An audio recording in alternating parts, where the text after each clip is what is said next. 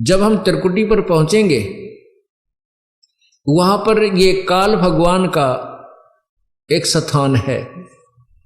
वहां पर एक धर्मराय नाम से बैठा है जो इसका लेखाकार है, काल का अकाउंटेंट है।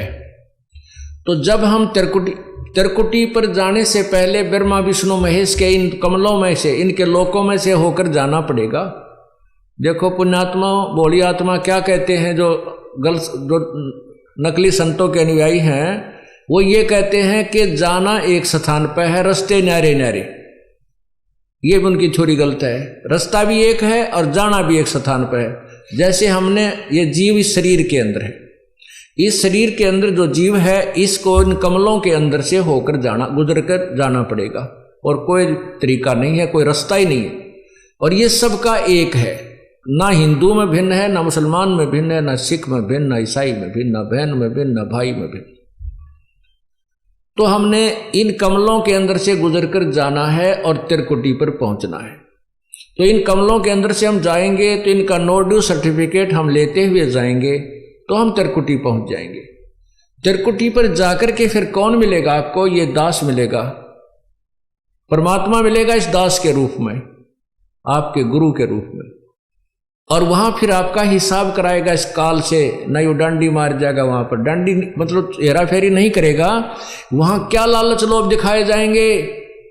जो आपने कर्जा उतार दिया ब्रह्मा विष्णु महेश का, यह मंत्र जाप करके जो आपको प्रथम मंत्र दिया जाता है, उसके बाद भी आपका ढेर सारा धन बच जाएगा, इतना बहुत गणा धन का मतलब ये कमाई बच जाएगी। वहां आपको लालच दिया जाएगा कि देख आपकी इतनी कमाई है, इतने वर्ष तक ब्रह्मा के लोक में ऐसे ठाठ करेगा, वहाँ ऐसा महादेव बनेगा, वहाँ पर इंद्र बन जाएगा, ऐसे ठाठ करेगा। ये फिर वो दूसरा मंत्र आपका है विष्णु जी का जो हम देते हैं, उसके कहते हैं इस मंत्र की इतनी कमाई तेरी और बच रही है, इस विष्णु के लोक में तू ऐसे ठाठ करेगा, वहाँ बड़ा स्वर्ग बना हुआ है।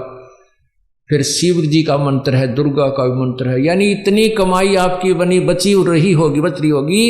और वहां पर फिर आपको ट्रेलर दिखाए जाएंगे, जैसे ग्राहक होते हैं ना फंसाने के लिए, नारे नारे अपने दिखाते हैं वो बिजनेसमैन दुकानदार, तो वो ट्रेलर दिखाए जाते हैं। देख उस लोक में कैसे नाच गाने हो रहे हैं, ऐसे ऐसे तेरा दे ऐसा रेस्ट हाउस है, ऐसा कमरा मिलेगा तुझे, वहां पर इतने डांस होंगे, ऐसे होंगे, ये ठाठ हो। तो ये मन तो वहां भी साथ ही होगा, मन तो वही है। तो वहां ये मन फिर आपके साथ आड़ कर जाएगा, न सोचेगा थोड़े दिन घूमे वहां फिर चल पड़ा, जब यह कमाई है मेरी शेष है, इसने खा पी लो इतने, या वो आगे चलने वाली रखी है जाती वह खर्च हो को नहीं।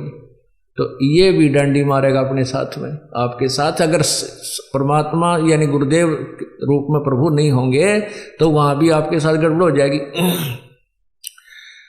तो वह गड़बड़ उनके साथ होती है जो गुरु से थोड़ा बहुत विमुख हो जाते हैं, श्रद्धा पूरी रहती नहीं, और लेकिन गुरुद्रोही ना होते, उनके साथ ये डंडी ये गड़बड़ हो जाती है। फिर उनको दूसरे लोकों में भेज देते हैं, जैसे विष्णु के लोक में चला गया, उसकी कमाई इतने वह शेष बचेगी, वहाँ ठाठ करेगा, जब खत्म हो जाएगी वहाँ से उसकी मृत्यु हो जाएगी। फिर ब्रह्मा लोक में जाएगा, फिर विष्णु के लोक में, फिर गणेश जी के लोक में। वहाँ जब उसकी सारी पूंजी जड़ लेगी, जब उसका जेब कट लेगी, फिर उसने गधे की जूनी में ठोक देगा। ये डांडी मारेगा काल। तो यहाँ परमात्मा में फिर याद दिलाता है, शिव मंडल ब्रह्मापुरी चै तू विष्णु लोक में हो, अमरे गुण भूले नहीं तो आन छुटाऊं तो। कितने दयालु है भगवान। यहाँ पर ये दास आपको ज्ञान दे रहा है, उस परम पिता का भेजा हुआ एक नुमाइंदा है। और आप यहाँ गुरु को परमात्मा, यहाँ जैसे भगवान आए थे जब भी ये ज्ञान दिया करते थे, ये दास को भेज दिया अपने को, ये भी वही ज्ञान दे रहे। और ये आज आपने रिहर्सल करनी है। मान लो गुरुजी भगवान, जैसे गुरुजी भगवान नहीं आपको लगते हैं, लेकिन आपने मानना पड़ेगा। जैसे गणित के सवाल को हल करने के लिए मानना पड़ता है, मान लो मूलधन 100 रुपये, वो 100 रुपये मूलधन मानने बिना वो वास्तविक मूलधन प्राप्त नहीं हो सकता। तो गुरुदेव को आपको भगवान स्वरूप मान करके उसके अनुसार उसके साथ अपनी क्रिया करते हुए तो भगवान मानना होता है।